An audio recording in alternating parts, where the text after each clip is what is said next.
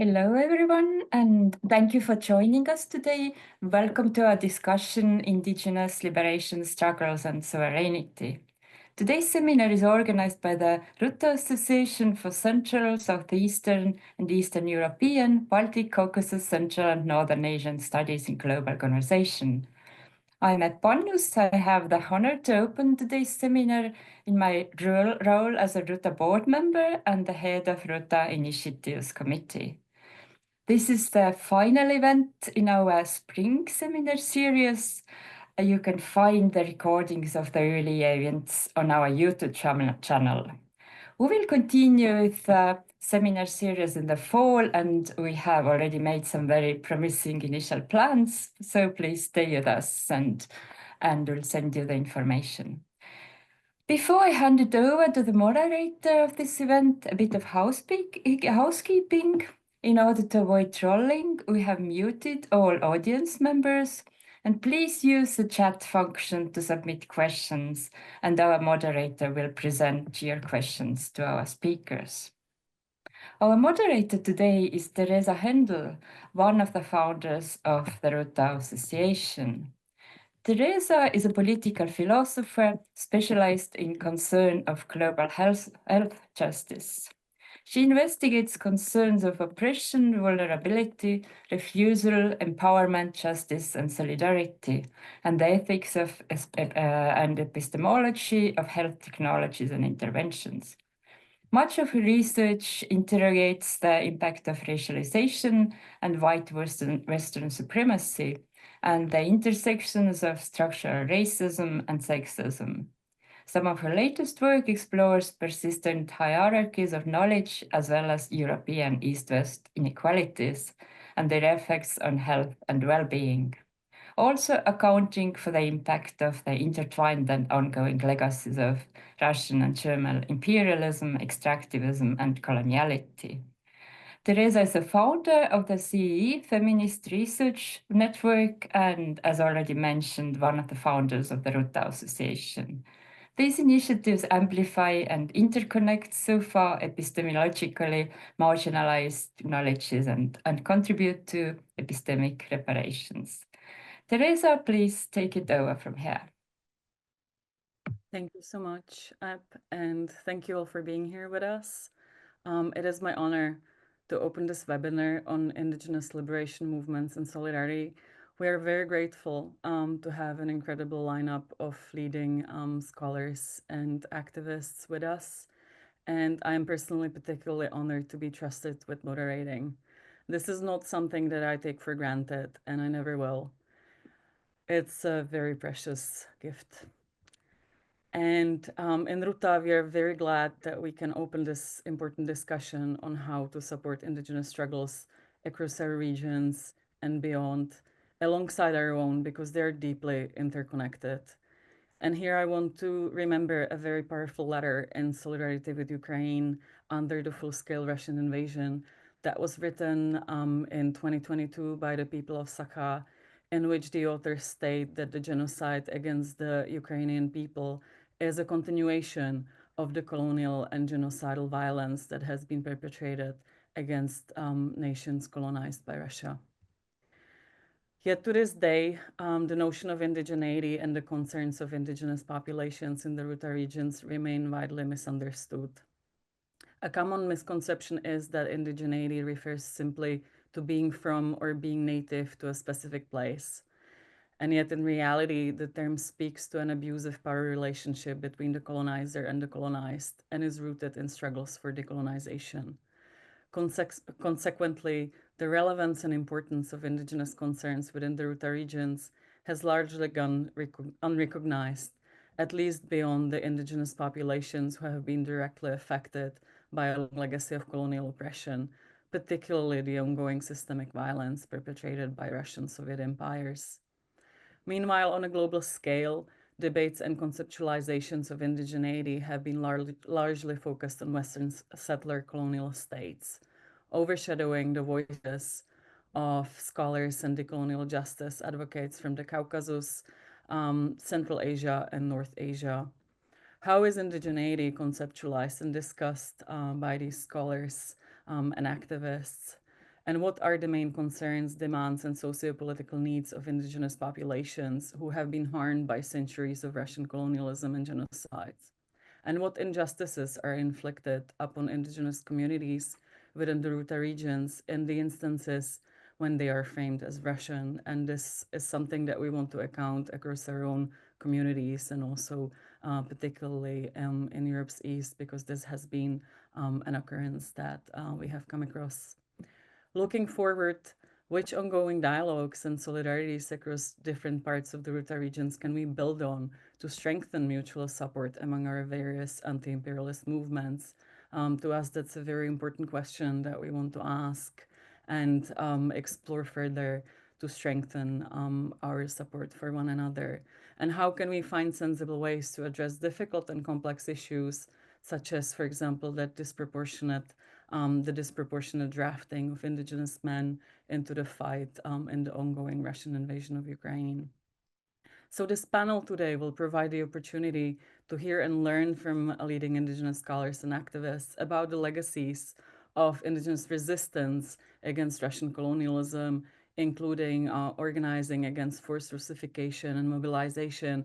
And also you will hear including critical reflections on the very term of indigeneity and how it can be transformed within the Ruta regions. Coming together, we will explore pathways to building stronger solidarity movements and alliances, fostering more historically and materially informed intersectional and anti-colonial thinking in our academic and activist work. And now I'm just switching on to introduce our first speaker, who is Sesek Jigjitova. She is an architect, illustrator, activist from Buryatia, a founder and a board member of Nomads Indigenous Collective, the association working to build transnational solidarities across North Asian, Central Asian, Caucasian, and global indigenous communities. As an architect, she had the opportunity to work with ethnic minority communities in rural areas of Nepal, which sparked her deeper interest in decoloniality, indigeneity, and identity. Later, the full-scale invasion of Ukraine became a personal turning point for her, prompting her to engage with anti-war activism and decolonial practices, connect her lived experience with her family's history of Soviet oppression, Russification, and resistance. She is currently developing an illustrated autobiographical book that weaves together personal narratives, family memories, and reflections of Buryat histories. And I had the luck to see some snippets of it, and I can't wait to see it when it's ready. She has published articles in the English edition of the Moscow Times, Global Voices, and Asians of Russia. So we welcome Sesek, and I will share the screen with her presentation, and she will guide me through it.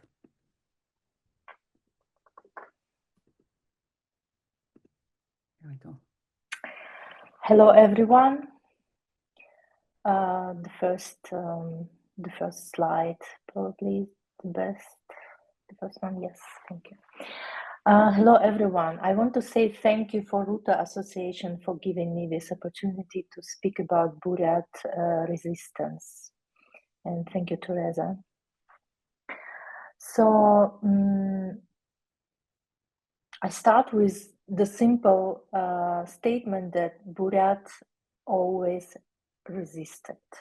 From the very beginning of the Russian colonization, from the 17th century, as you see, unfortunately, I have it only in Russian language, but you see the graphics. From the very beginning of the Russian colonization, from the 17th century, you see it was almost the 1 year of anti-colonial war. And on the map, you can see the red fires. These are the upsprings. These were the violent resistance against the colonial Russian expansion. And the anti-colonial war went almost 100 years. And at the beginning of the 18th century, when the Russian Empire settled the border, to Mongolia, then it was Qin Empire. From that point, the resistance changed its character.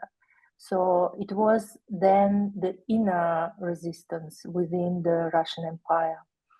And so the character changes, and now I will speak a bit about the different kinds of resistance, because it's not only a visible resistance, but it's also can be acquired resistance, on a family kind of human level. And the same, like there are different kind of oppressions, it's not only a violent oppressions visible one, but there are also a soft power that colonize your mind, and you as a colonized, you might not even notice how you have been changed in your perceptions. So this was the first point, and now we can move to the second slide. I jump into the Soviet time in the 20s and 30s, when the communists came to Siberia, to Buryatia. There was a number of Buryat intellectuals and spiritual leaders who were organizing themselves to protect the interest of the Buryat people. So they built up the Buryat National Committee, and they were Buryats with different political visions. Some of them were supporting Soviet power, some of them was against it, but they managed to come together to consolidate and to do the work to protect the Buryat interests. And that was the beginning of the Buryat state. This is why we have a republic. And it was not the way how the Soviet books tell us that Soviet Union came and gave us something from above. It was the really indigenous activity. It was intellectuals and spiritual leaders who were doing this work. In the 20s and 30s, the thousands of Buryat families was leaving to Mongolia, and part of my family also left to Mongolia at that time. It's a story of my grandmother, who were separated from her family, and I'm telling this in my book. And this is for me an example of a quiet resistance when I think about my grandmother. In all these atrocities, in all these horrible things that happened to her, because it was like in the 30s, and then later, of course, the Second World War, she managed to keep her humanity. He didn't become bitter or hard. She was the kindest person I ever know. And this is also a kind of resistance for me to save your humanity, to save your kind heart.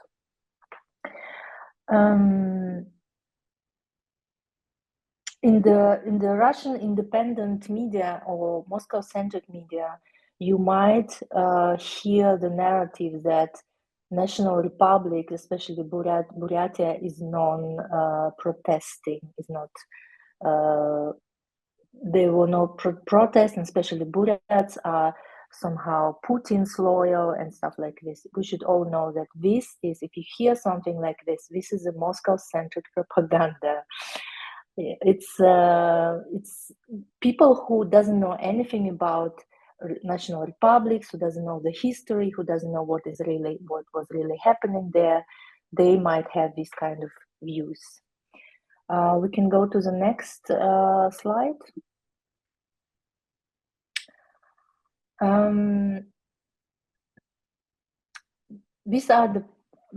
This is also part of my activity, drawing the history of Buryat people, drawing my family history, and drawing also my autobiographical episodes. This is also a part of my activity, my anti-colonial or decolonial work. Lots of Buryat people, like in the beginning of 20th century, there were almost like 150 Buddhist monasteries and Buddhist temples on the territory of Russian Empire, and the Stalin managed to create a void. He managed to cut off the roots to the Buryat culture, because Buryat culture is very much connected to Buddhism. It was a part of the big Mongolian world. It has a very tight connection to Tibet, and Buddhism became a very much a part of Buryat culture. And many people in the West, and also some of the Russians, doesn't know that Buryats had a Mongolian script. And in the Soviet time, at the beginning of the 20th century, the Mongolian script was changed into Cyrillic. This is all we know. The similar similar things were happening in the Central Asia, also in over national republics, where the script was changed, and so the cultural roots was also cut and controlled by Moscow. And the next.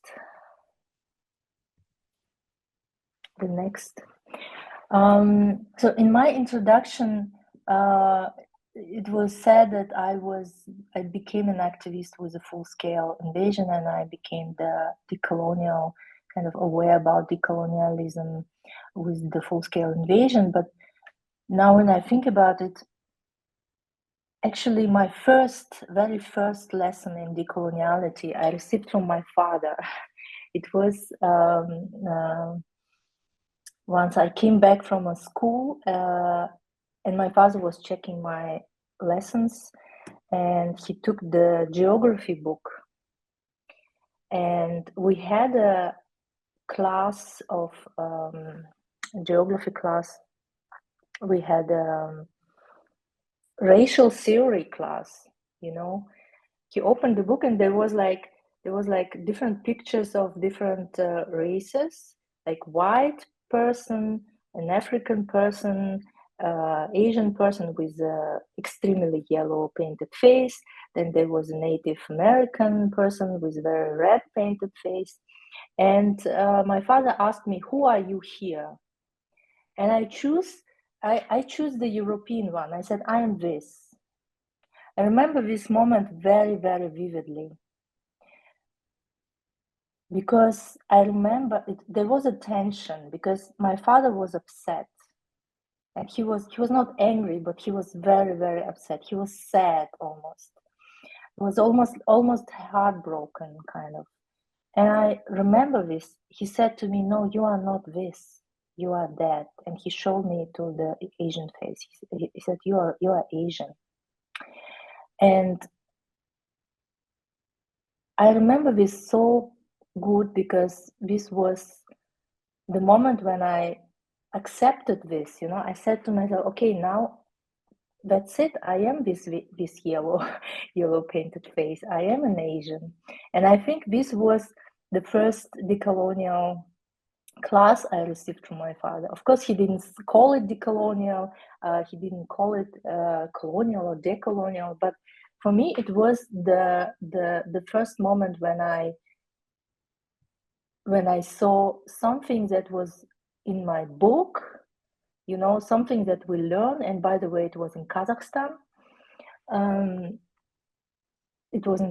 So, and my father said, "No, this is not you. This is not you. You are not a white person." And why I would choose to be a white and not Asian, because all these books and all these history books, all these films and all this media and everything was talking to us a different language, a subtle language. They were telling us being an Asian is being evil. And in order to survive, you need to be Russian. In order to survive, I don't mean physically, but socially, in order to thrive, you need to be a white person. And everything, when you look at all these pictures and all these history books, you see Russian people being the heroes, Russian people being an important one, and all the evil forces are look like Asian, or I don't know, wearing basically our national clothes. So so my father, from that point, he said to me, from now on, you and your brother, you speak only Buryat at home. He didn't say anything bad about Russians. He didn't say Russians are bad, we should not speak Russian or anything like this. But he said at home we should only speak Russian, Buryat. So this was the beginning of decolonization, I guess, you know. But we didn't call it decolonization, but it was the colonial practices we had in the family.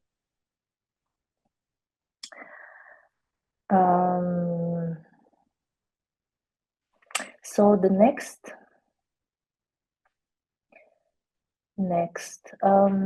I can tell you much more the family stories, like how my uncle wanted to become a lama and how he went to Mongolia, and then his father was prosecuted for that, and how I developed the interest to become a Buddhist and stuff like this. So all these historical things, what was happening to my grandparents was affecting me in many invisible ways and still affecting me. Now I understand how it was happening because of the decolonial activists, because of decolonial researchers. I can puzzle it all in the right way. I can understand, I can see my own place in the big map, and I can see the place where my family stories, where my grandmother's stories are matched to all this big puzzle, historical puzzle.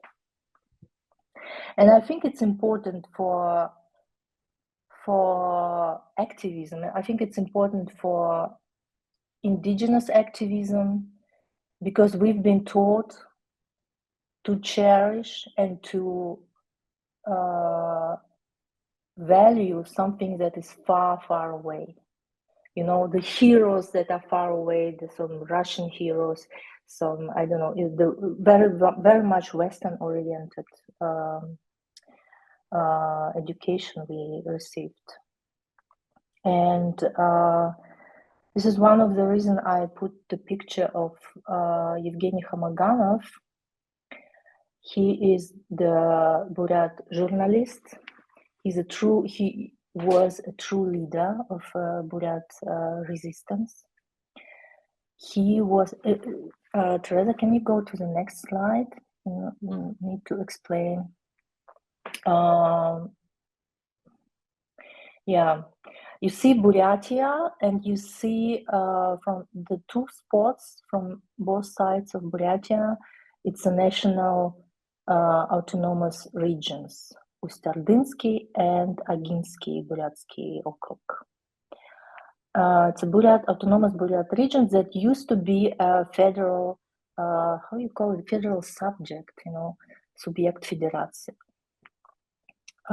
So it was an administrative unit, and it gave you, as a Buryat person, it gives you an opportunity to fight for your rights, or it gives you opportunity to be at home there officially. So what Russian government did, it happened not only to Buryats, it happened to many other national regions. They enlarge it, call it, I guess it call it enlarging it. So they eliminate it. And when we go back to Evgeny Khamaghanov, to the previous slide, Evgeny Khamaghanov along over Buryat activists like Darjo Dugarov, Rajana Dugarova, who are now abroad, and also Buryat activists now. So Evgeny Khamaganov organized the web platform of Buryat people, where lots of young people come together. They were organizing protests. They were organizing the online meetings, discussions. They were questioning the official Russian history, the view to Buryat history. And so I see him as a very, very important figure for the Buryat resistance. In 2015, he was brutally beaten up in Irkutsk from unknown people. And in 2017, he died under unclear circumstances. And officially, it is said that he died out of diabetes, but he never had diabetes. So only Radio Svoboda was writing about him. And for the Moscow, for the hyper-centralized Russia, for the Moscow media, it was something extremely insignificant. Some journalist somewhere in remote area died, and whoever is, whatever problems they have, all there. So, you know, not only the war killing people, but all this hyper-centralism is also dangerous. It's damaging and killing people. And yeah, so we go to the next slide. This another one, next one. Yes. So when you hear, once again, when you hear the statement that Buryats were not protesting, that Buryatia is not the protesting regions, and they are all loyal to Putin and so on, it's all Russo-centric propaganda. As you see, these are the pictures from a different years. The pictures from early 2000, 2019, the solidarity gathering with Shaman Galbyshev, also with the red slogans. There was a Navalny, even though I'm not a fan of Navalny, but I want to show these pictures. People were gathering in order to free Navalny in 2021. And of course, the protests against the mobilization in 2022. There is a very great article about Buryat resistance in protests on Agents of Russia website. Please go there. It's in Russian language, but it's absolutely okay, translatable via the translation service. It's very good. It's explain all the facts with detailed information about when and how, who was protesting, for what was protesting. So it's a very good article. I really recommend it. The next slide. This is a picture I made about mobilization. And mobilization was a time when very different Buryat activists, and not only Buryat activists, indigenous activists come together, and there was a moment of solidarity. Of course, the activists were active also from the very beginning of a big scale invasion in Ukraine, but the moment of mobilization was a special one because they were trying to bring people outside of Russia, and it's also thank you. you put the link there. So also for me, it is also a personal moment because members of my family also escaped the mobilization. Some of them escaped Russia and went to another countries as refugees.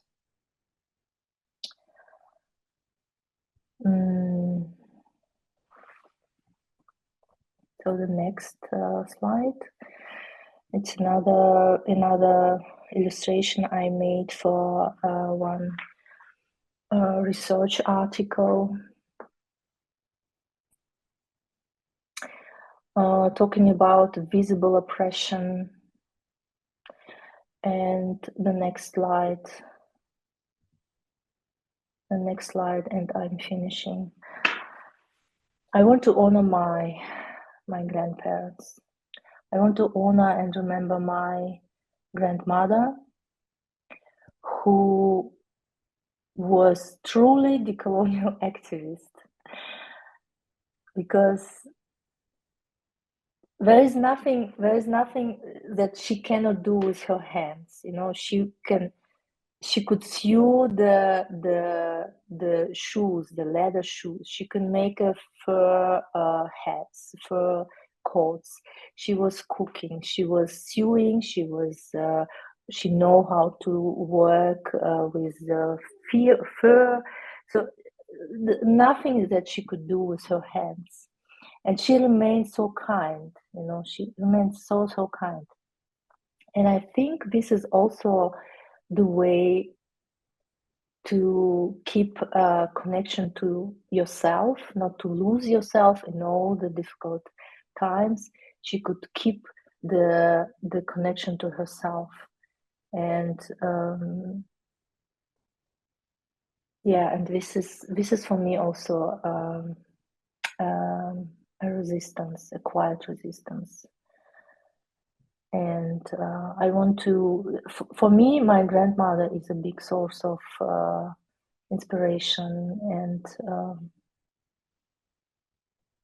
I really admire her strengths, and I want to be as strong as her and as kind as her. It's not working very well sometimes, but this is my aspiration. Yes, thank you. Thank you so much. And now we are very honored to have with us Lydia Zhigunova, who is a senior professor of practice in comparative literature at Tulane University in the US. A native of North Caucasus, she specializes in Russian imperial and post-Soviet cultural histories, indigenous studies, and post-colonial and feminist theory. Her research examines language, memory, and identity across the multi-ethnic spaces of the Russian Empire and its successor states, with a particular focus on the political, environmental, social, religious, and cultural histories of the Circassians, one of the indigenous people of the North Caucasus. Her recent publications include Surviving Suppression, Circassian Language Preservation in Russia and the Diaspora. In Languages in Conflict and War, Ukraine, the Caucasus, and the Baltics, published with Belgrave, Under the Holy Tree, Circassian Activism, Indigenous Cosmologies, and Decolonizing Practices. In Language and Society in the Caucasus, and Circassian Trajectories between Post-Soviet Neocolonialism, Indigeneity, and Diasporic Dispersions, and in post-colonial and post-socialist dialogues. So we are very happy to have you with us, and please, you can start.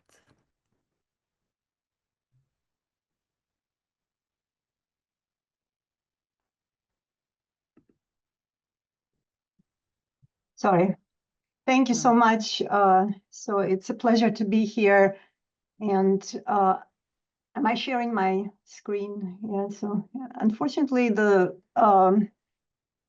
I can't make it the slideshow for some reason, but I think it's fine. Thank you. So I'll be presenting today on the ongoing liberation struggle of the Circassian people in the North Caucasus and beyond, situating the experience within the broader context of indigenous sovereignty movements worldwide. The Circassian case offers profound insights into how historical trauma, linguistic erasure, and territorial dispossession continue to shape contemporary indigenous struggles against colonial legacies. As a Circassian, I deeply resonate with what Zizek just said, and with her calls to recognize and reckon with Russia's colonial violence, not only in the past, but in its ongoing erasure of non-Russian indigenous voices and perspectives. Like the Burats and many other indigenous nations of the Russian Federation, we Circassians are almost always seen through the imperial Russian lens. To this day, we remain known to the world not through our own stories, protests, or cultural narratives, but through the distortions of Russian historiography and political discourse. This invisibility is systematic. Our voices, opinions, civil society efforts, and protests are sidelined not only by the Russian state, but even by the so-called Russian opposition. When they speak of justice, they rarely speak of us. When they imagine a post-Putin future, they rarely include non-Russian indigenous sovereignty or cultural revival as part of that vision. And this must change. We too are historical actors. We have our own political movements, our own diaspora networks, our own initiatives for language revitalization and cultural survival. Many Circassians, like the Burats, have protested, resisted, and fled conscription in a war that is not ours. Yet we are rarely acknowledged as part of that resistance. As Circassians, we must continue to speak from our own standpoint, not as footnotes in Russian history, but as a people with our own past, present, and future. Like Zizek's vision for a free Buryatia, we also imagine a future in which Circassians live freely on our own terms in a country called Circassia, among other free nations of the Caucasus. This is sort of kind of my introduction first, but then, so I want to talk about first where I'm from, my positionality. Originally, I am from the city of Nalchik in the Republic of Kabardino-Balkaria in the North Caucasus, which is located in the central part of the North Caucasus. And these are some of the pictures of the city and the environs. And then I think Teresa mentioned some of my publications, and 15 minutes is not enough to cover a lot of ground. But if you look at some of my publications, Madina Tlastanova and I have co-written this one book chapter, which is a conversation on Circassian issues, and another one written by me and my colleague Raymond Terrace also looks kind of deeply into these issues that I will be talking about today. So, and some of the articles I'm gonna skip, but yeah, you can find them on the internet as well. So who are the Circassians? The Circassian people indigenous to the Northwest Caucasus have maintained a millennia-long presence in the region, developing distinct cultural traditions, governance structures, and linguistic diversity. Yet today, they find themselves fighting for cultural and linguistic survival under increasingly restrictive policies. They represent one of the most historically marginalized and politically fragmented communities within the Russian Federation. They struggle for sovereignty and cultural survival, exemplifies broader patterns of indigenous resistance to imperial domination, forced assimilation, and statelessness. This presentation examines the Circassian case through the lenses of historical dispossession, linguistic and cultural erasure, diaspora dynamics, and the contemporary movement for indigenous liberation. So I want to show you these two maps to give you an idea. This is the Circassia that was used to be before the Russian colonization, well, approximately. So you can see some year here, 1750. But yeah, I'll talk more about what happened here. So before the Russian colonization of the region in the 19th century, the Circassians were one of the largest indigenous groups in the North Caucasus of Eastern Europe. They traditionally inhabited the Black Sea coastline and the central North Caucasus, speaking varieties of the Adigabze, Circassian language, and identifying themselves as Adiga in their own native tongue. Historically, they were divided into at least 12 closely related communities, and some of them you see on the map here. I'll say a few names. Abzakh, Bjiduch, Hatuqay, Mamkhek, Natukhai, Timirgoy, Yigaroqay, Janay, Shapsakh, Ubukh, Bislanay, and Kabardey. And each residing in distinct territories within the polity known as Circassia. Each group spoke its own dialect, yet all were mutually intelligible and belonged to the Northwest Caucasian language family.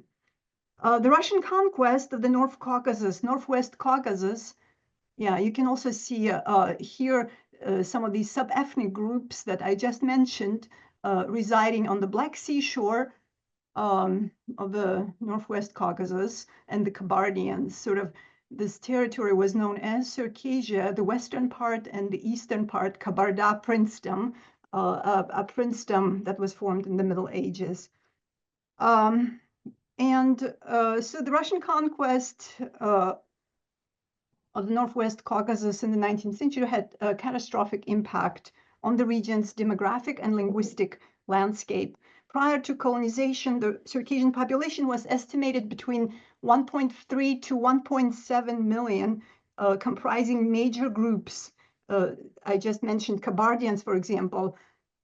They were estimated between 300,000 to 500,000. Shapsukhs on the Black Sea shore, around 350,000.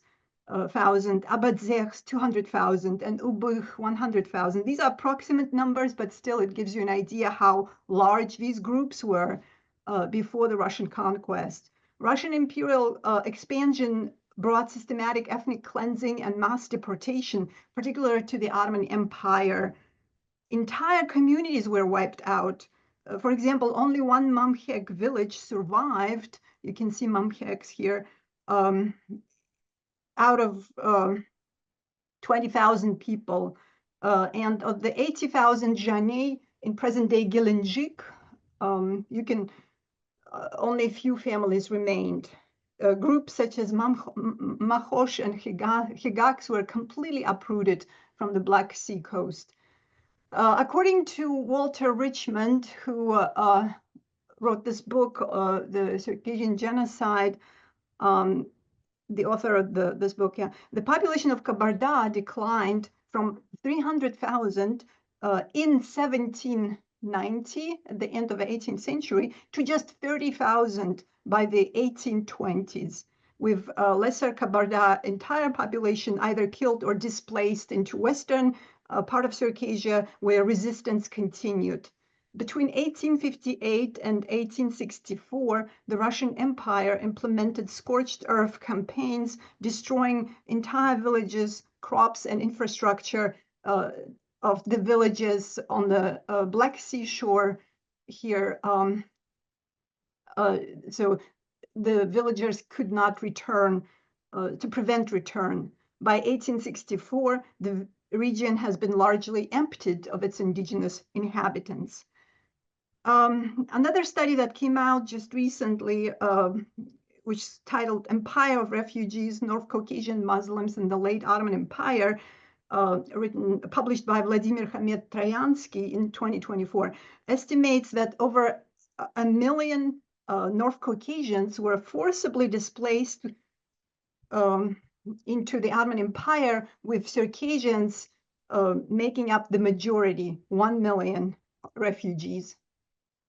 This mass displacement led to a drastic linguistic transformation as the once diverse Circassian-speaking region became overwhelmingly monolingual under Russian dominance, making one of the most profound cases of linguistic erasure in the context of imperial conquest. Russian imperial officials such as Dmitry Milutin and Nikolai Evdokimov endorsed policies of ethnic cleansing and demographic displacement. Russian and Cossack settlers were brought in, and by 1897, Slavs constituted over 90% of the Kuban province. We are talking about this Black Sea shore region of, historically, it was Western Circassia. The consequences of Russian imperial policies were devastating. Entire sub-ethnic groups, Natukhai, Shapsug, Abzakh, and Ubykh, were decimated and scattered. The rapture between language and land triggered profound language attrition. Russian colonial policies dismantled the traditional social structure that once sustained intergenerational language transmission. The trauma of war, exile, and dislocation further disrupted cultural continuity. So today, today's map looks like this. So Circassians live in 3 Soviet-era republics, or the remainder of the Circassian, which 90% were either killed or displaced and exiled, expelled into the Ottoman Empire. And the remaining Circassians were sort of put into these 3 Soviet-era republics, which are called today Adygea, Karachay, Cherkessia, and Kabardino-Balkaria.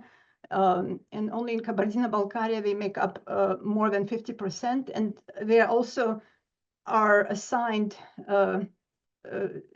different names.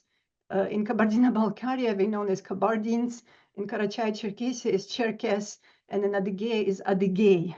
But as I said, these are kind of the remnants of those people, sub-ethnic groups that I just showed you. And, these people were assigned arbitrarily these artificial names and put into these republics, in which Karachay and Balkar, for example, these 2 ethnicities are similar, just as Cherkess and Kabardin and Adygey. So that tells us that, and the number of the Circassians in all 3 Circassian republics are around 800,000 today. According to the recent census, it's, around 800,000.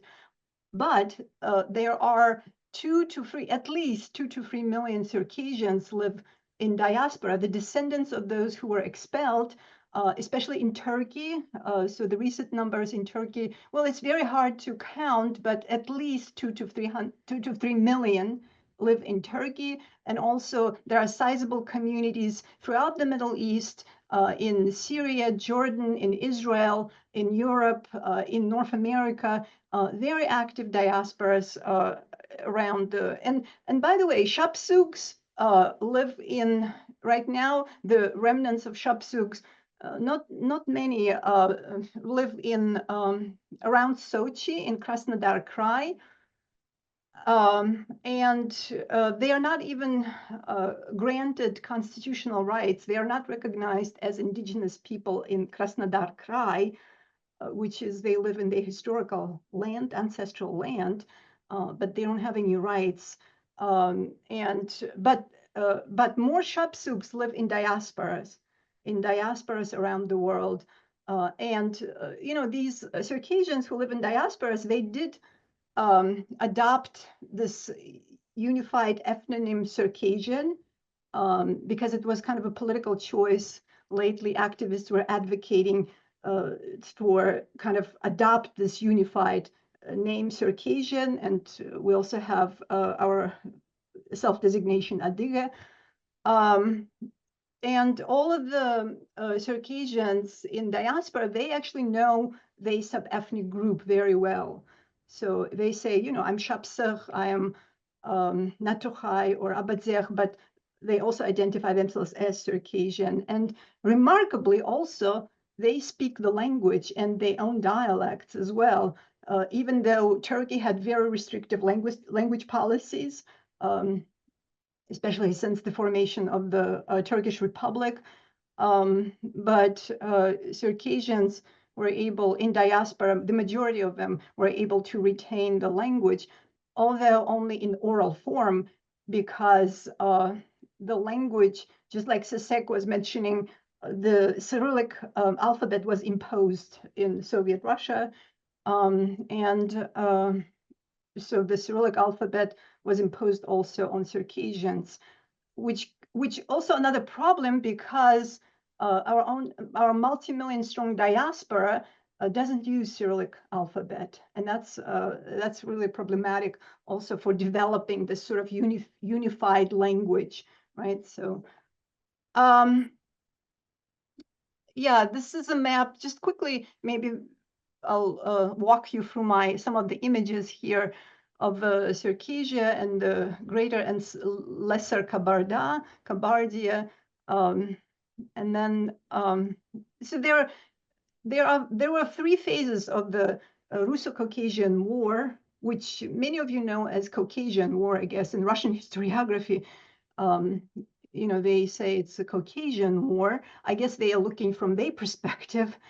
For them, it was the war that they had in the Caucasus to conquer or occupy the Caucasus.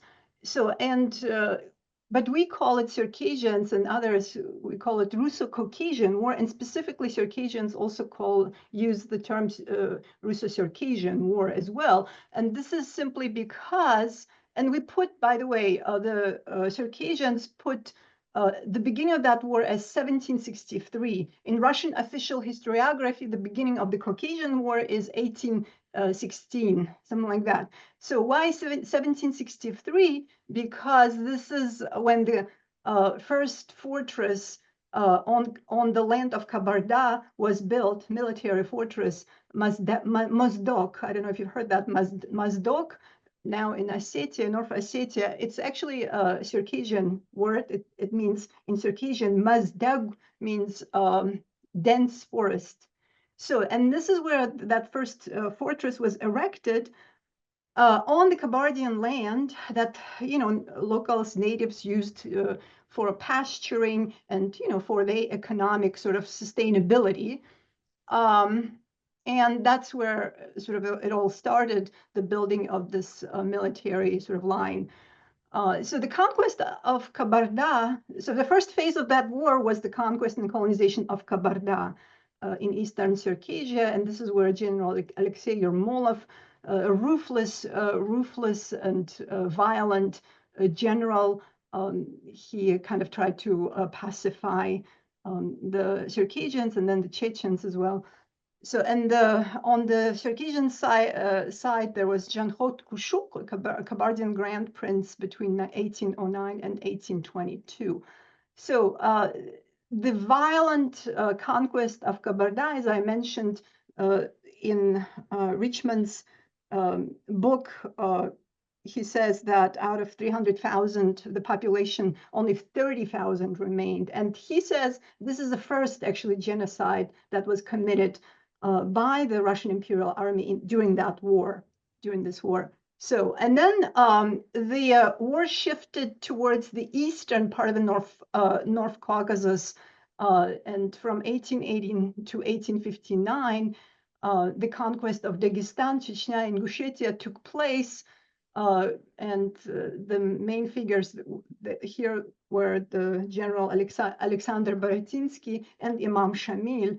So until the resistance there organized by Imam Shamil, so lasted until 1859. And then after 1859, the military campaign targeted Western Circassia, which continued to resist. The Black Sea shore, you know, all the Shapsugh, Ubykh, Hatukwe, all these sub-ethnic groups, they continued their resistance, and this is where the Russian Imperial Army just committed atrocities, decided to cleanse the entire Black Sea shore and remove forcefully the native population. And yeah, so here are the main figures in that part of the war. So now, in this map shows what happened to historical Circassia. So as you can see, these are the remnants, basically the remaining population of Circassians, and you can see more Circassian settlements in Turkey. So May 21st, Circassians in post-Soviet period, they started to commemorate this the genocide. I mean, to mourn the victims of that genocide and the war. So during the Soviet period, we didn't even have a day of commemoration or memory, because memories were repressed, as we know. And in the 1990s, there was a small window of opportunity actually to engage into, our own kind of historical discourse, political discourse, memory works. And this is the first monument that appeared in Nalchik, which is called Psazhikh, the Tree of Life, was erected in Nalchik in 2004. And ever since, on May 21st, which is soon, in 5 days, is Circassian Day of Mourning, that in all free republics and everywhere where Circassians live, not only in the North Caucasus, but the whole diaspora, in the diaspora, there are many organizations which are called Adigachasa, the Circassian councils. They have this mourning day, and yeah, this is kind of brings unity also to our community, to commemorate the victims of that war. So the Circassian genocide was recognized by 2 states, by Georgia in 2011, and just recently by Ukraine in 2025. And we are very thankful to Ukraine and Georgia for recognizing Circassian genocide, and Circassian activists and scholars and appeal also to other states and nations, especially ex-Soviet nations who understand our pain, to the Baltic states, Poland, and all European countries, to acknowledge these atrocities that were perpetrated not only against Circassian people, but also Buryat people and other indigenous people of Russia. So we want our voices to be heard, our stories to be told. We are telling our stories. So, and we appeal to all European nations and the Baltic states and the Soviet countries, ex-Soviet countries, to recognize these atrocities and evaluate them properly. So, and there were public discussions about Circassian genocide prior to the recognition in 2024 in Kiev as well.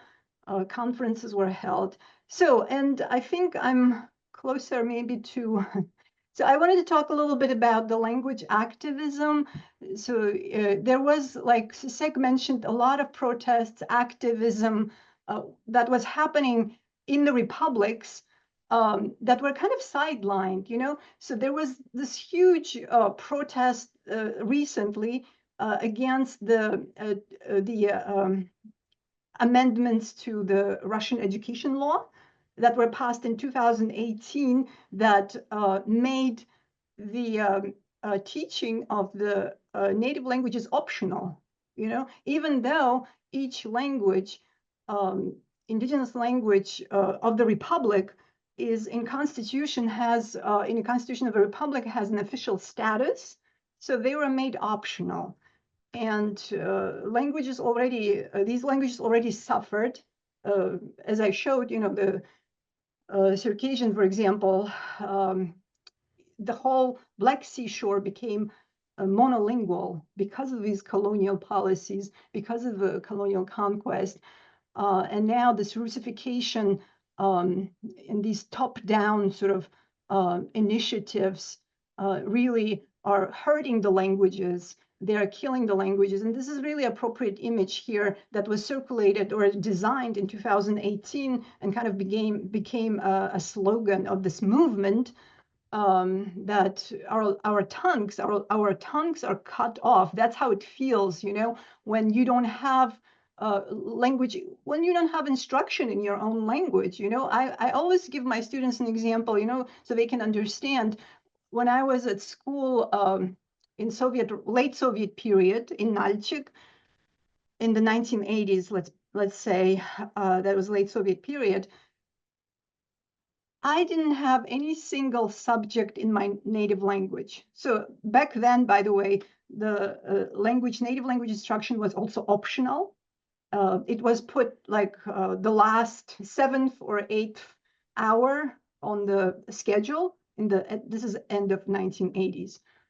And my whole sort of K-12 education, right? So the elementary, middle, and high school, I didn't have an opportunity to participate in a single class that was taught in Circassian, whether it's on, biology or what's called природоведение, natural science. So that means I knew all the names of the plants, all of the animals, and everything, sort of the whole world around me, I could name in Russian, but I couldn't name it in my own language, even though I wanted to. So, or I didn't have a single opportunity to discuss a single piece of literature in my own native language. So this shouldn't be that way. You feel like you want to say something, you want to express your opinions, your thoughts, and you can't. You are mutilated, basically. It's a violence perpetrated against these native people, indigenous people, disguised in this form, Russian or Soviet curriculum, teaching all subjects in Russian.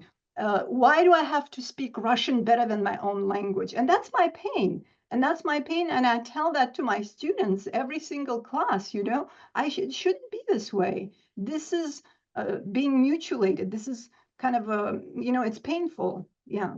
So, and there are lots of protests that were organized in the republics during that period. And of course, nobody heard about these, they are not in the media. So all of the republics had councils, and this is what you see here is the NGO Kabardino-Balkarian Regional Human Rights Center led by Valery Khatajukov. Madina Khakwasheva is a very active scholar who is at the forefront of, saving the language in the Republic or in the three republics, also Olga Bigret. So all of these activist scholars, they are very active, and here we are at the video conference with representatives of other republics in Russia discussing the federal law on learning native languages that violate linguistic rights of ethnic minorities in Russia. So we had all of these meetings. Oh yeah, by the way, the key kind of organization was the People's Democratic Congress. So that was formed in response to that restrictive law on education. And then we organized also protests, single person protests with signs that read, my native language is not a second rate, or basically, so all of this activism was going on. I also organized an educational project, which I called Under the Tree, which ran in Nalchik as well from 2017 to 2019, in which these were like a week-long programs, summer camp programs, where I did exactly what I was just telling you, to teach students the names of the trees. Very first lesson is to look around and try to name the trees and the plants in your native language, because this is not part of the Russian language instruction, believe it or not. And it's really, for me, myself, I did the research. I went to the library and took specialized books in Circassian language and learned the names of the trees and everything. So in order to teach this class, I did that too. It also creates this sense, that it's like your language is impoverished. Your language doesn't have, this terminology, or which is not the case. It's just a very poor choice of curricular choice, basically. So, and we had these wonderful summer camps before the pandemics, and then later the war started, and I couldn't travel back to the North Caucasus. But, you know, the help of the local volunteers, artists, scholars, we organized these wonderful summer camps where kids learned about the natural environment, learned about, you know, arts and crafts, learned the necessary vocabulary, and all the classes were held in Circassian language, obviously.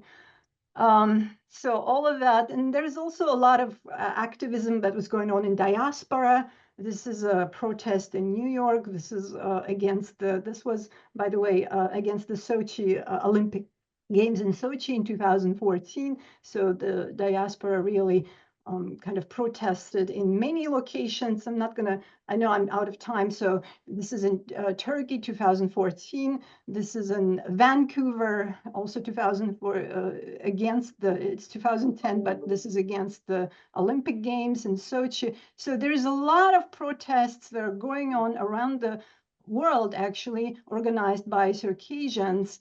And this is in my COP, by the way. So this guy came out in 2007 asking one question: why have you exterminated and deported my noble, beautiful people? And, you know, he was very brave.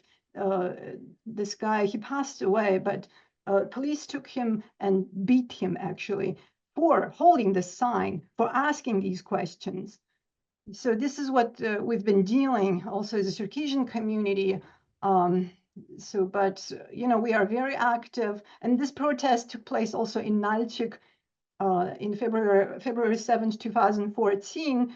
The local activists, local guys came out, you know, with these banners, black banners, saying Sochi, the land of genocide. This is also another sort of another case of courage, because as you remember in 2014, the Kremlin did everything to tighten the security, you know, and these guys still organized and came out.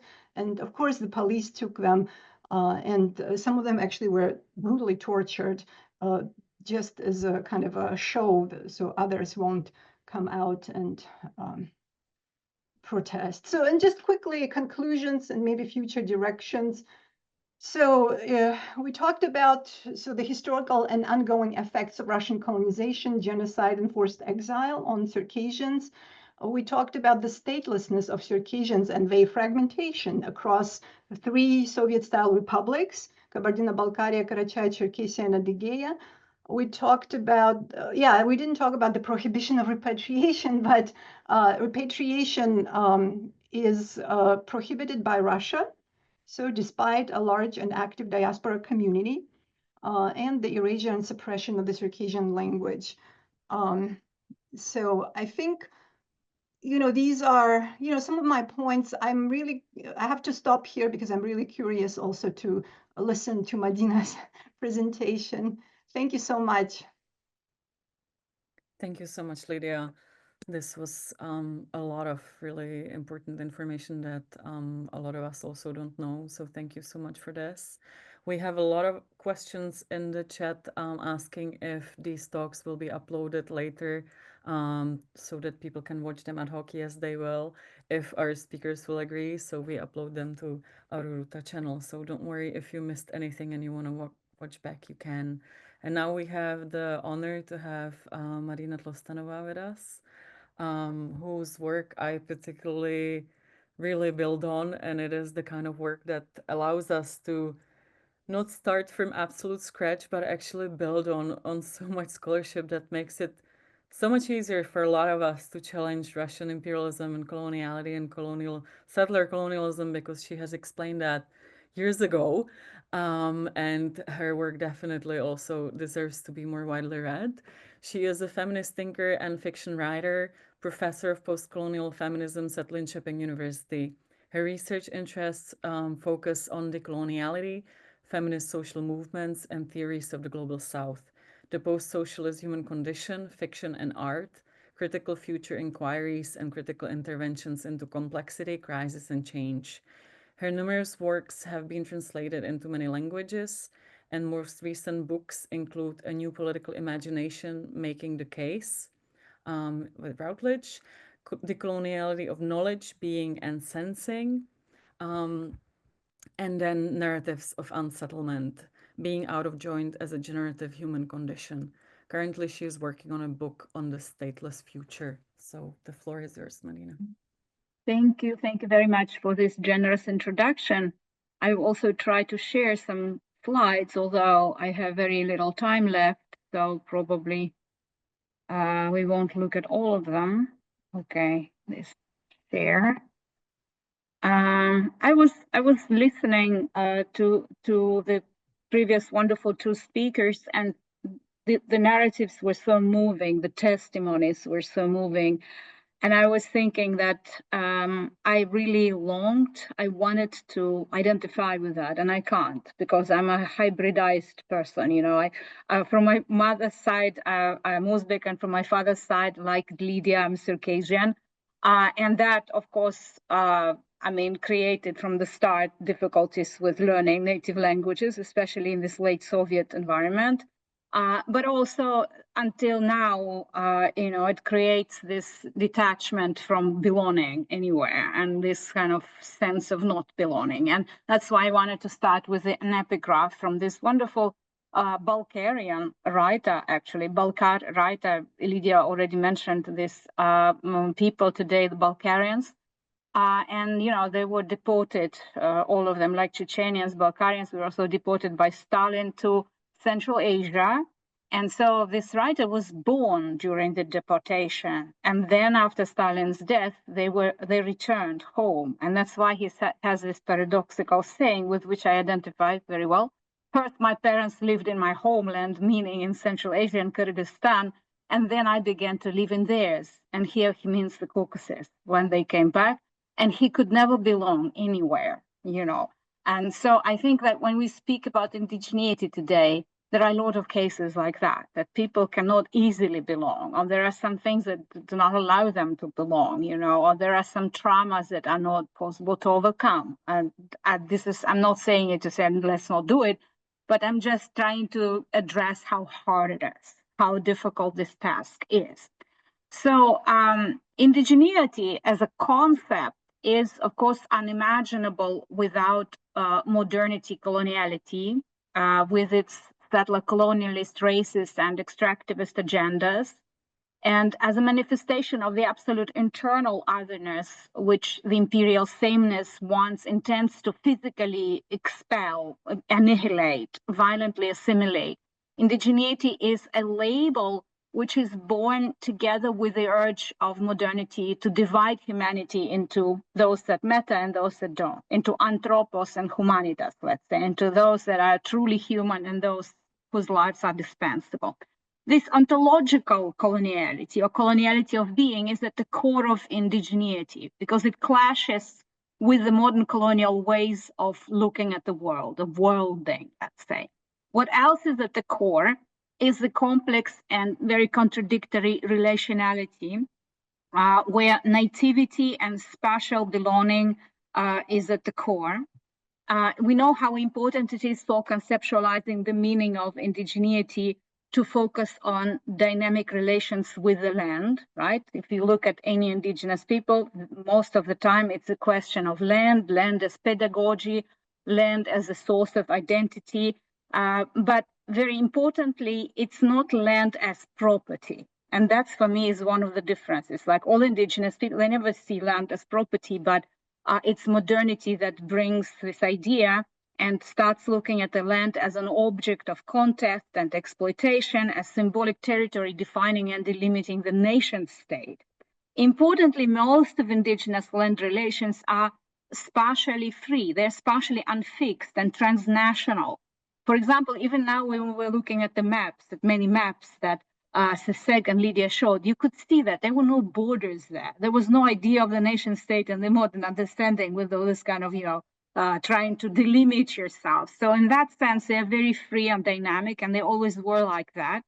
And sometimes similar ontological relations are formed with the water, not land, but water, as in the case of Kaweskar people of Patagonia, for instance, who always circled in their boats around. So for them, the belonging with the water was more important.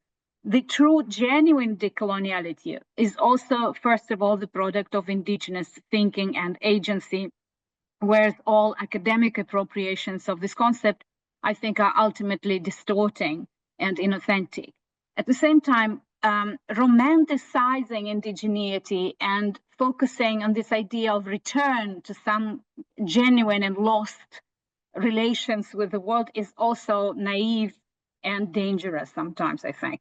Because indigenous people still live inside modernity, coloniality, and are still products of it, even if we are skeptical, very critical about modernity, about colonialism, and continue to be rejected by this modernity. So that is a very important thing, like what we do about it. Like we still are inside modernity and we are critical of it, and we cannot simply go back to some imagined idealized past. We are modern people despite the fact that modernity systematically regards us as stuck in another century, outdated, impossible to civilize. Moreover, indigenous people in so many cases continue to live under the pressure of colonialism even today in various forms, right?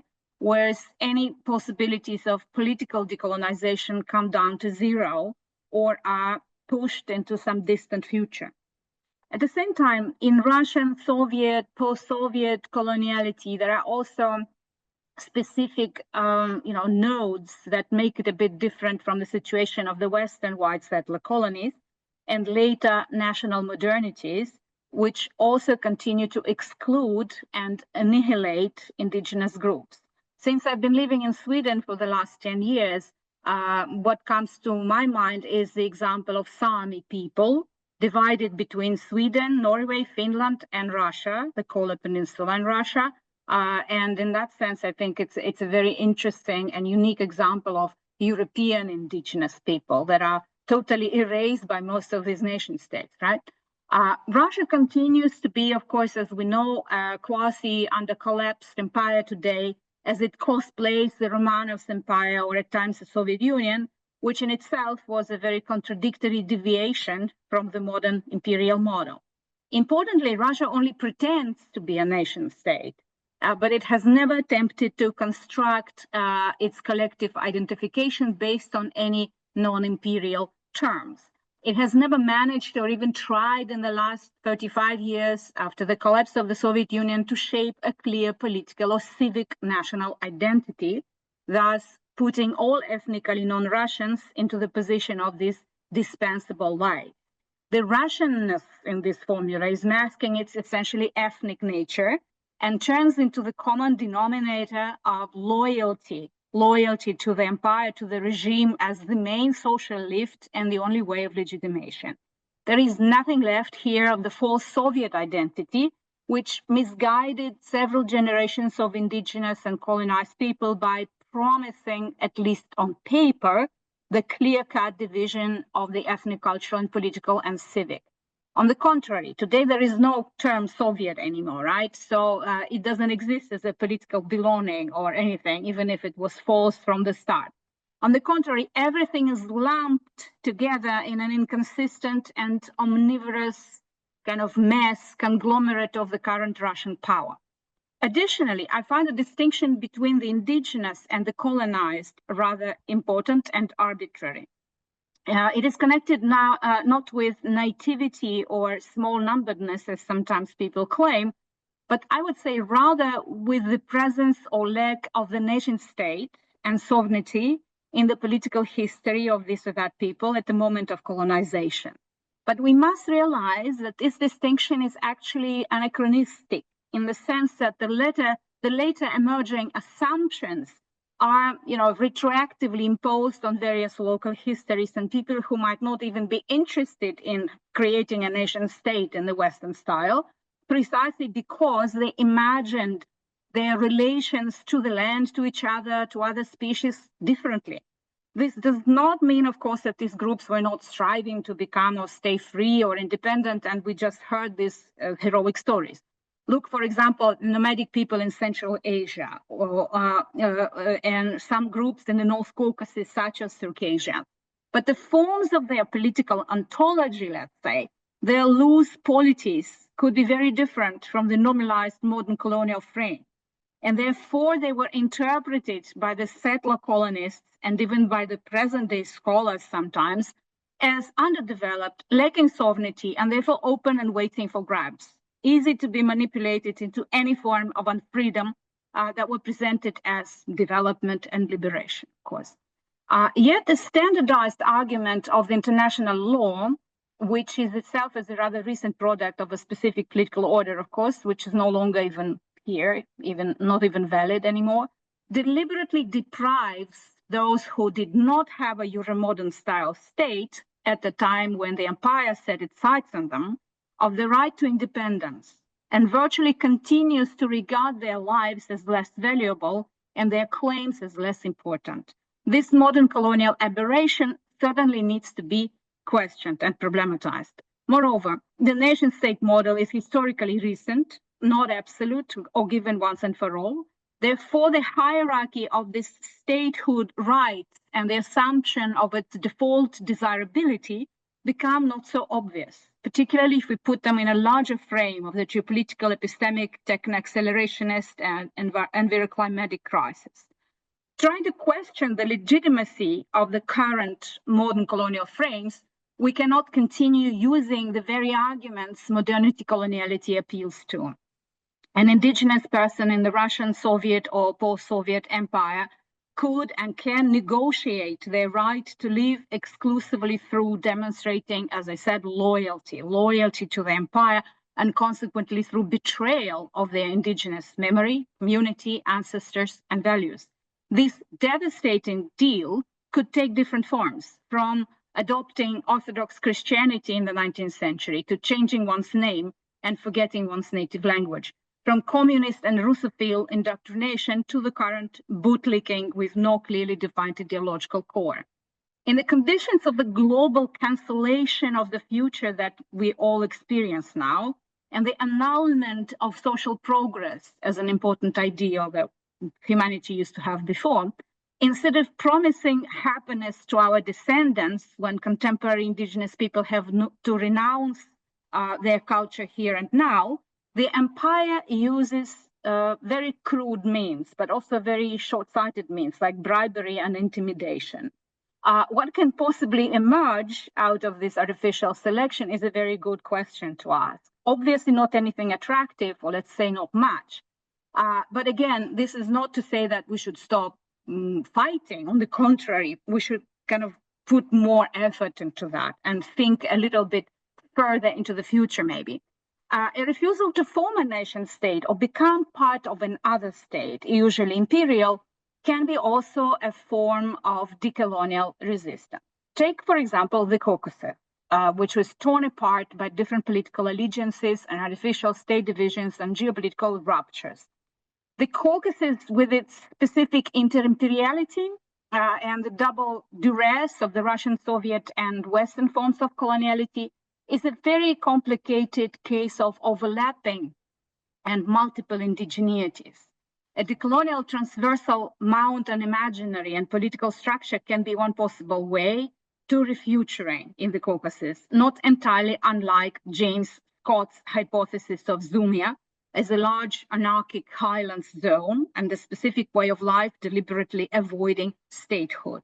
If we delink from the modern colonial logic, we'd have to agree with Zumia's idea of deliberate simplicity and consciously selected secondary barbarian lifestyle, as he calls it, within which many ethnic groups, for example, in the Caucasus in the past, simply didn't need to have a nation state because they valued an alternative democratic existence that gave them certain freedoms that no state could ever promise or provide. Already the near future, marked by the worst consequences of the Anthropocene, and unfortunately this is what we are facing, all of us, right? Will make this lifestyle not so uncommon and not so exotic. And relearning these, histories, forgotten histories, including the political histories, will become crucial for mere survival, I would say. And yet indigenous people, and particularly the younger generations, are gradually freeing themselves from the long-term gloom and realizing that they have nothing to lose, begin to work on reimagining their political future. This is expressed in culture and language, as we just seen, right? In various artistic forms and projects, as well as in the timid desire to study and revive certain local forms and traditions of autonomy, self-government, which cause great discontent in the metropolis and are suppressed very cruelly. Therefore, these kind of movements will gain their clearly political inclination and agenda mostly in exile, at least for a while, but it's not forever. And the deterioration of the general situation, primarily economic situation, but also geopolitical and environmental, I hope will spur the emergence and development of such political models. What is needed is to be able to take advantage of this small window of opportunities instead of slipping into the rut of outdated models once again.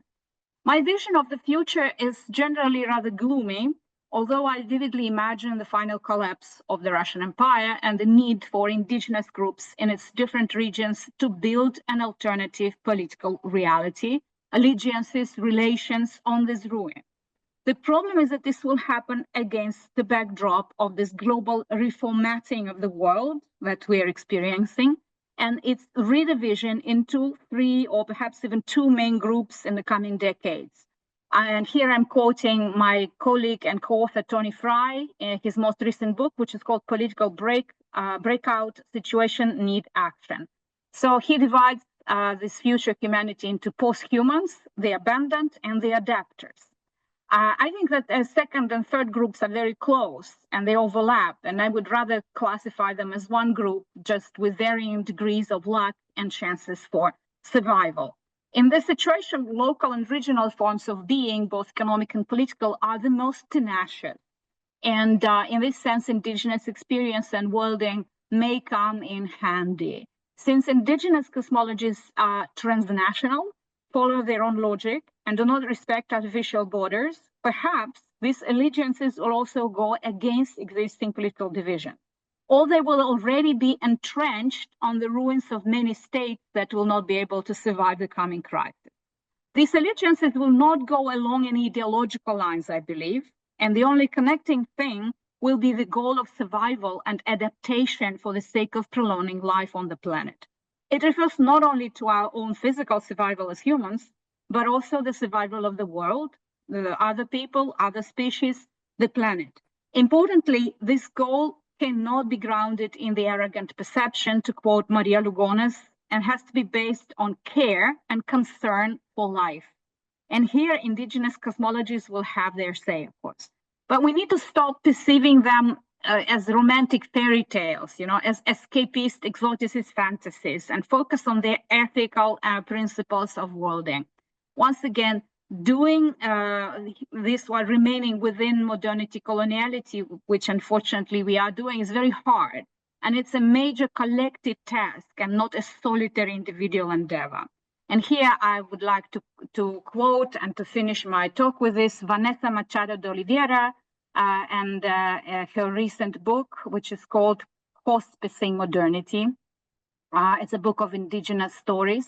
And she quotes in this book a Brazilian proverb, which says, quote, "In a flood situation, it's only when the water reaches people's hips that it becomes possible for them to swim. In other words, we might only be able to learn to swim, that is, to exist differently, once we have no other choice. But this doesn't mean that we don't need to prepare already now. And one way to prepare is to learn and practice imagining our indigenous political futures otherwise." Thank you. Thank you so much. That was really beautiful ending to build on. I'm just noticing that we are at the end of the planned time, but if those of you, if you're happy to stay with us, if you have to run, that's absolutely fine. But if you're happy to stay, I am very committed to staying and having a bit of a discussion, but no pressure. There is one question in the chat that I think relates mainly to my introduction, so I just want to address it, and it's by Lana Pilaeva, who asks that the Russian Empire started with colonization of peoples on European part of the country.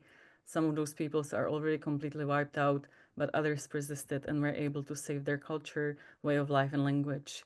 So in your description of the indigenous lands, you mentioned Caucasus and Asia. Could you please elaborate why you have excluded European part and its indigenous peoples from your list? So the way how we conceptualize today's webinars is quite limited to the speakers who we have in the room and their expertise, right? And that is not really an intention to exclude others, but from my end, it's also an intention to not speak about people who are not present in the room, because from my end, I would find this as a very troubling practice from a decolonial perspective.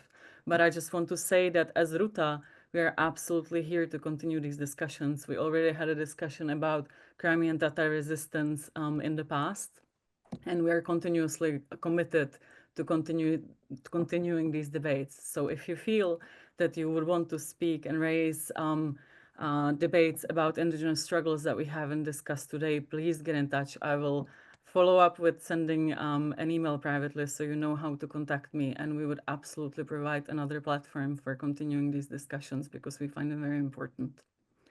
And I think what is also important for us, and I will just raise another question because, and I think this is related. We also spoke about how in the run-off to this webinar, how incredible it is to meet, right? Because we were divided by Russian imperialism and other imperialisms, and how we also often, and I can speak for myself, it's a huge learning curve, right? We didn't know about each other's existence very often, or our languages, our experiences, our testimonies. And again, speaking for myself, this has been a huge learning curve, especially in the last 3 years, where also a lot of new literature and new testimonies were voiced. And so this is such a trajectory and such a process. And we were speaking about what this means, and I just wanted to ask you to maybe also elaborate a little bit more about what, because maybe this is where some of the hope is. Marina always says that the future is gloomy, but is there some hope coming through these conversations or resistances? How do we connect them better? Are there any examples of good practice that you see that we can build on?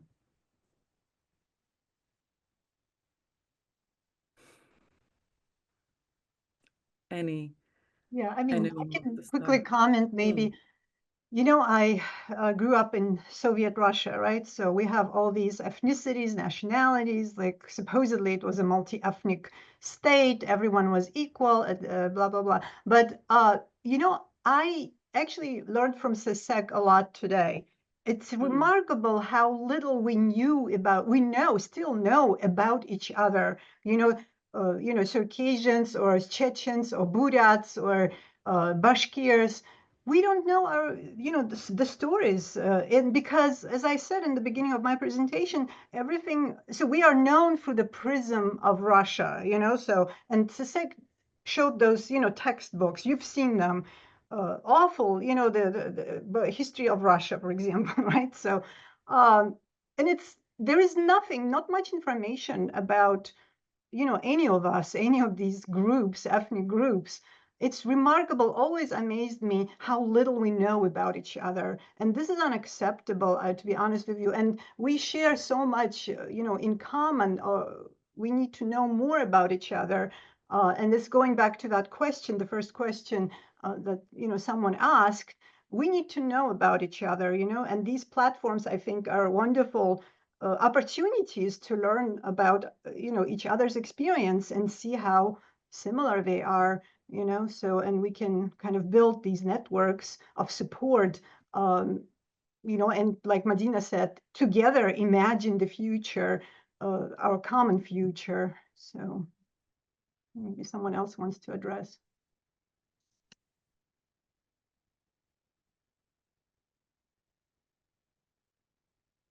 Sisek, do you have any thoughts on this? Because I think you're also what you were speaking about, the ancestors and the struggles and the continuation. I think that in so many ways it offers a lot of hope.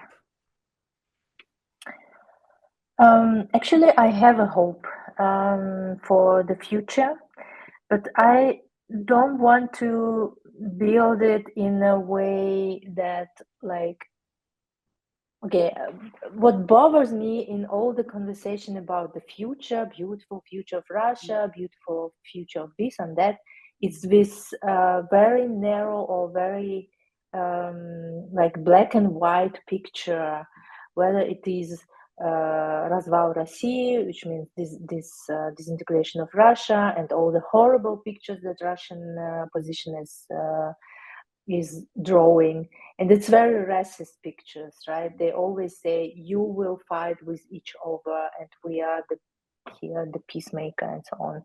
And the other extreme is like to see everything as a wonderful, when everything fall apart, everything will be wonderful and everything will be. And I think between these two horror scenarios there are so many variations that we cannot even imagine, that we cannot imagine because we are so westernized also. And to come out of this narrow Western way of thinking is to be flexible and to say, okay, we don't know, and maybe it will be something, I don't know, something alive, flexible, like not so solid and not so like one pointed, rigid, very patriarchal way of seeing the borders, you know, the isolation, because independence in the when Russian opposition talking about independent countries, they imagine it as isolation because it's yeah, because this is the fantasy they have, the horror fantasies they have.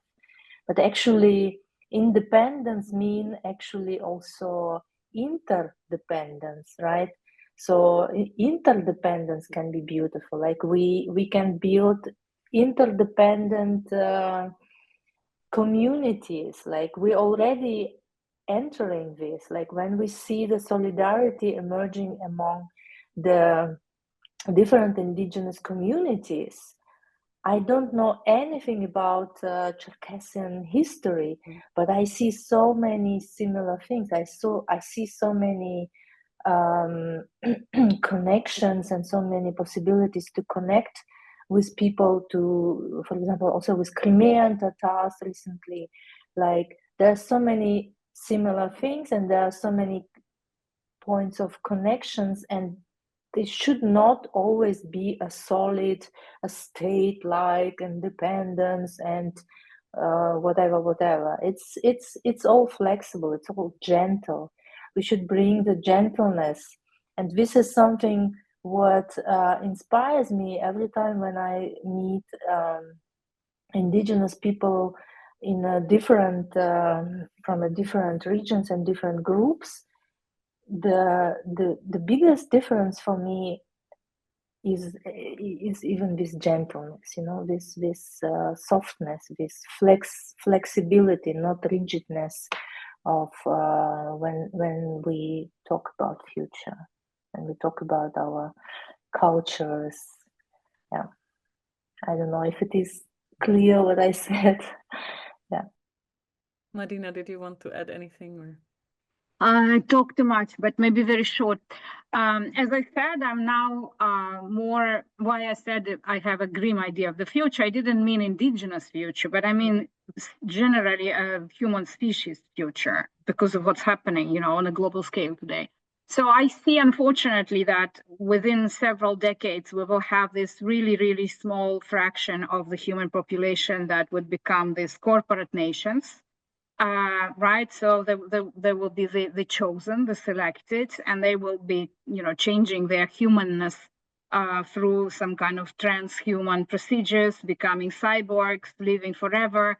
But we don't belong there, yeah. So we will not end up in those corporate nations.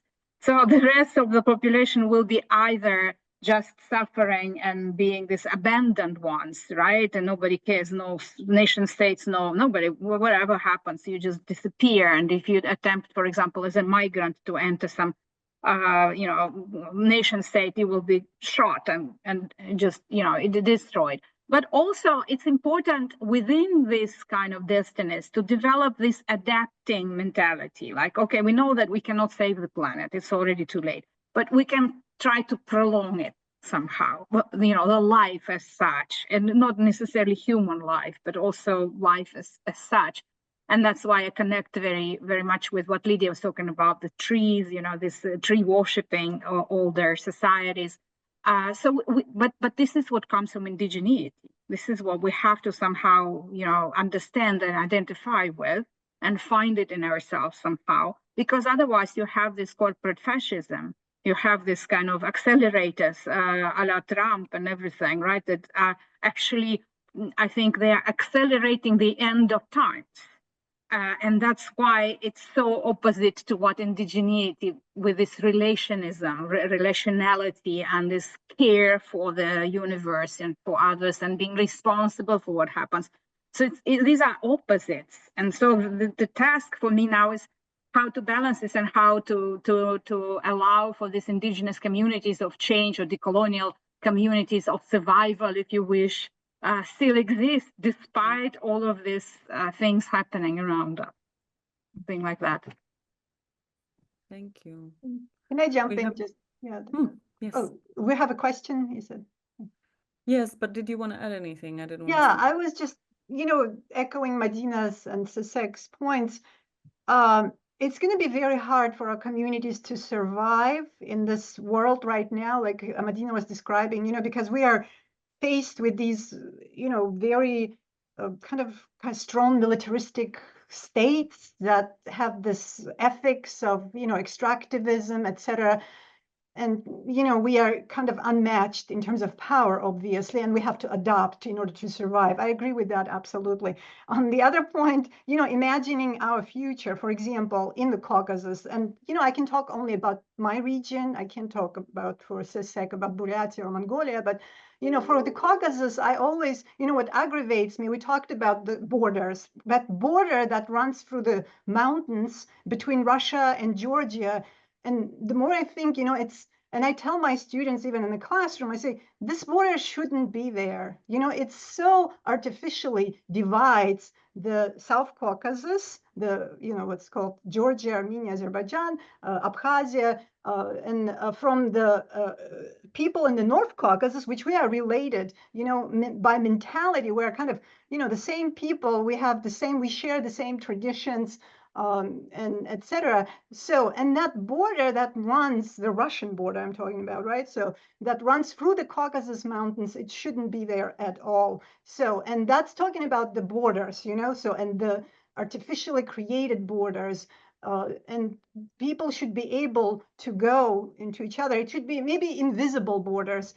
And I strive to this idea, and I know it's kind of idealistic, but still, maybe in the beginning of, the liberation movements, etc., there will be borders, like, I don't know, Chechnya, Dagestan, Circassia, whatever. But I think in the Caucasus, they will become more invisible borders, just like in some places, like between Latvia and where is it, Lithuania, yeah, there's this line that divides, the border is kind of invisible. You can go through it, it's maybe in my hope that eventually they will become invisible borders. And where does this idea come from is because what Madina talks about, the indigenous cosmology, like she talked about, how these borders kind of invisible in our indigenous cosmologies. When I go to my village, in Circassian village, like it used to be when I was a kid as well, the properties of people were kind of merging into one another. As a kid, I was running through,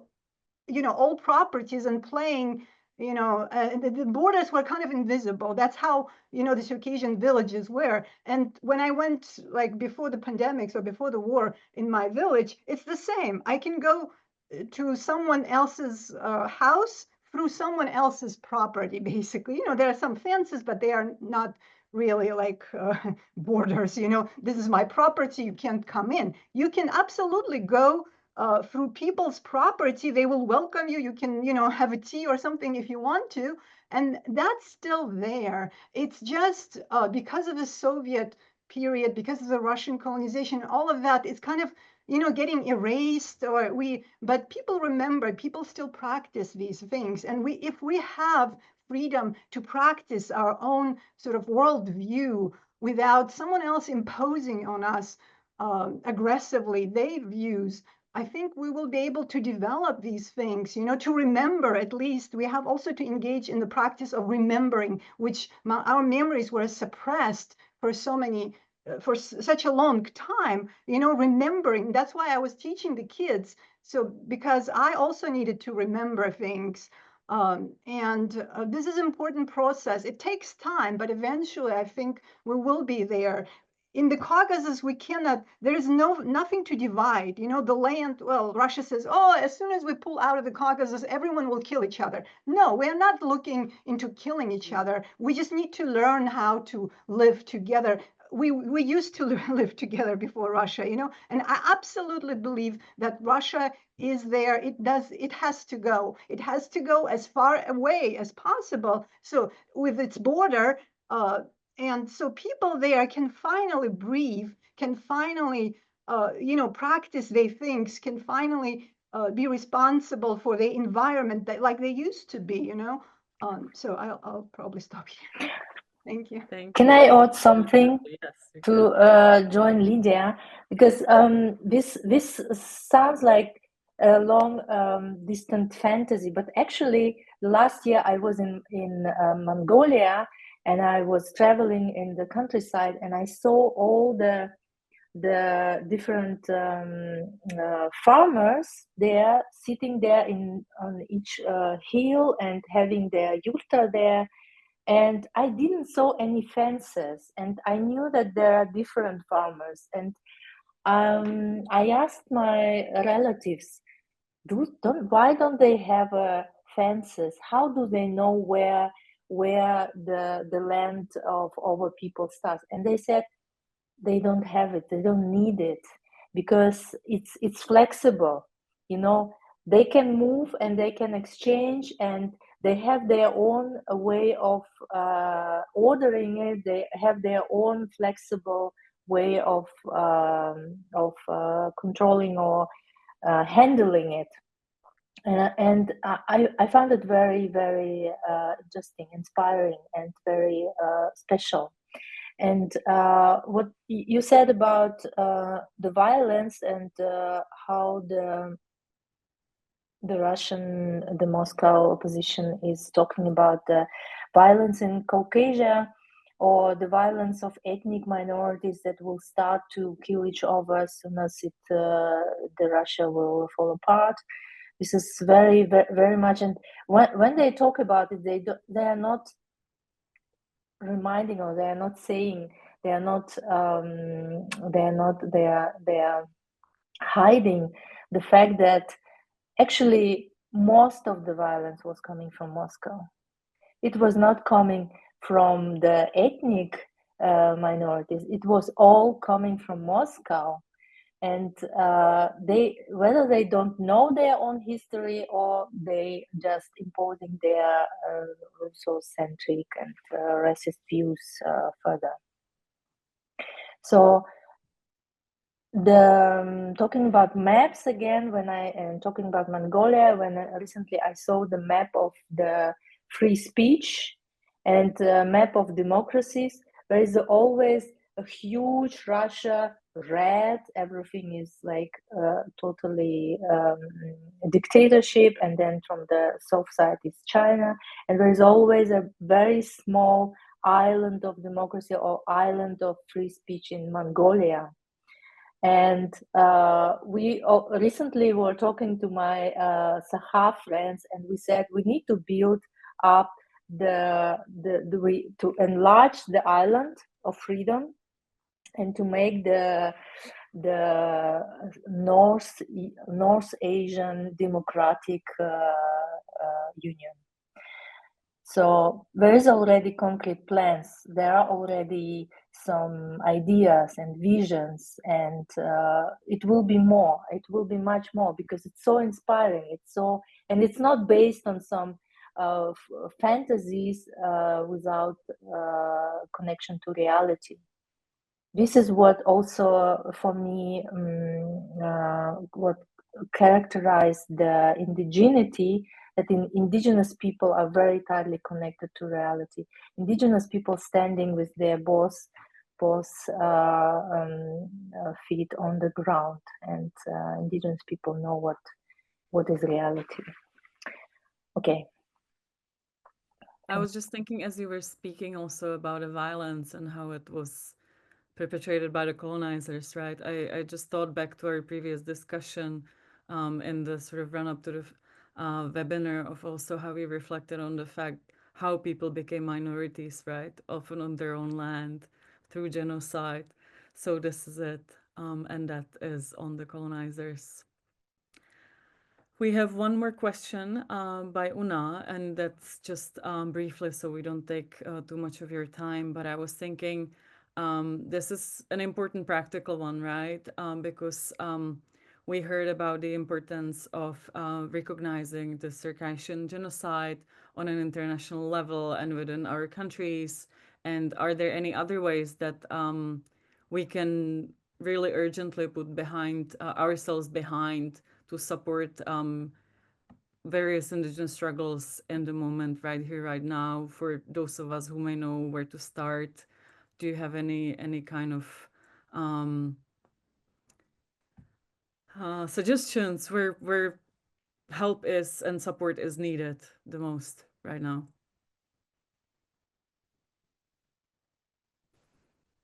I imagine that there's so much to do. We can also later see if, for example, I know that from my conversations with fellow Indigenous activists, that there are a lot of fundraisers for people who are running away from being forcefully mobilized, that we can put ourselves behind and support, so we can also collect them. And then please, for those who want other resources, join our newsletter, because we will be regularly posting information like this. Are there any comments that you would like to make, or any other additions that you would like to make at the end of this webinar? Not really, but it's just that what else can be done? We're already doing it now, you know. We have to learn, as we said, more about each other. There has to be a transversal coalition of indigenous people, and this learning about each other it should be not arrogant learning, you know, like in modernity you learn about the enemy in order to conquer him or her, right? So it's very different. It's a caring learning. It's a learning based on love, and that's very hard. I mean, it's easier to say, but it's very hard to see love as a political category here, but it's necessary to have it before you know, we can talk about any results. And we have to relearn it, because it's already in indigenous cosmologies and cultures, but it was totally erased and suppressed by modernity. So we have to relearn it and reinstate it. Thank you so much.